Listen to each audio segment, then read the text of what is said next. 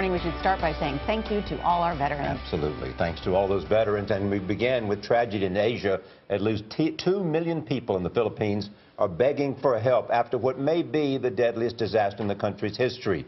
This morning, 10,000 people or more are feared dead after Typhoon Haiyan struck the island nation with winds up to 170 miles an hour.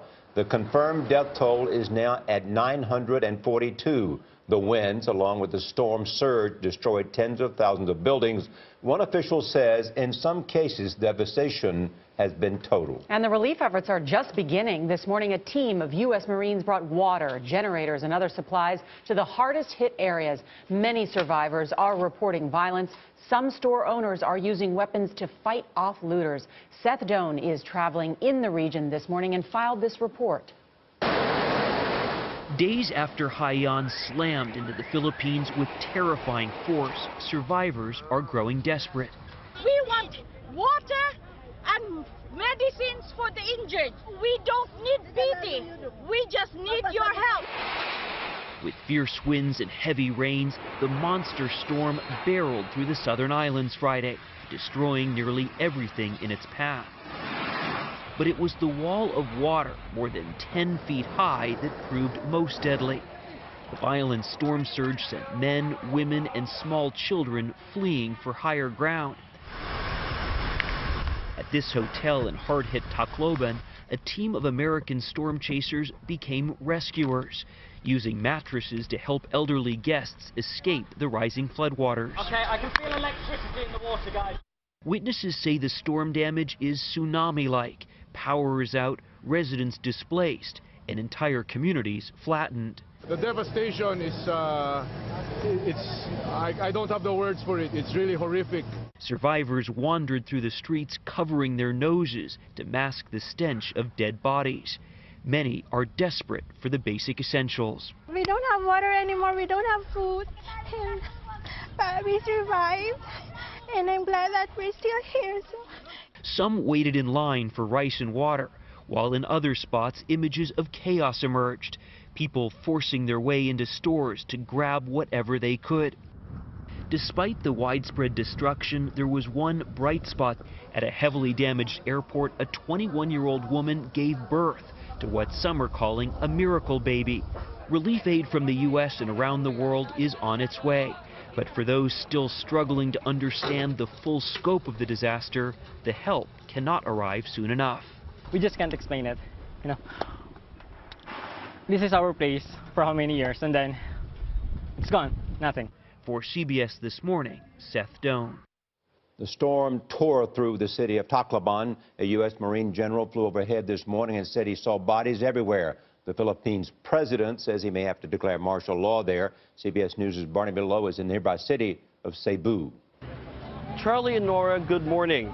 3 days after this disaster struck, we are only beginning to understand the scope of the devastation from Haiyan. In Tacloban, where it appears that the entire city has been wiped out, looting has also broken out.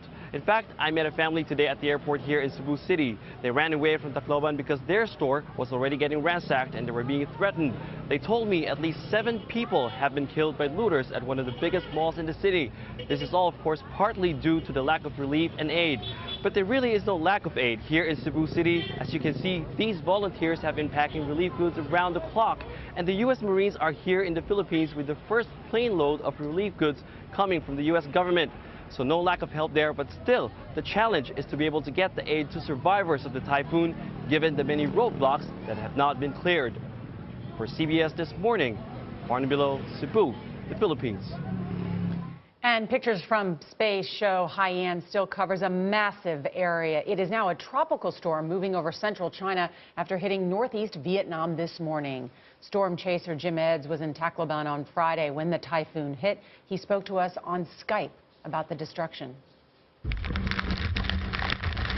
I went out past the villas out to the kind of the seawall. It's not really a seawall, it's just a raised area off the water. And I went and filmed down the length of it. The waves beginning to come up, but the wind was peeling back some of the metal framed houses.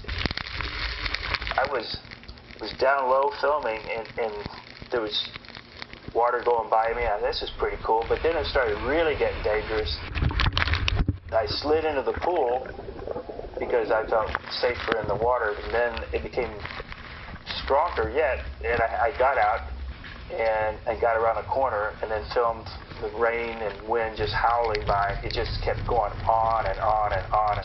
I was just darting between villas, and I was trying to get back to the main resort, but I couldn't because it was constantly blowing hard. And granted, it ramped up quite a bit near the end. I think most people there think, okay, a typhoon, so they know what they've experienced, and they hadn't experienced something that bad. You're on the coastline, you're going to get a lot of water, and you've got trouble. At the end of that storm, there was nothing left there. Everything was gone. And if you'd like to contribute to the relief effort in the Philippines, go to cbsthismorning.com. There you can learn how to donate to groups helping the many victims of the disaster.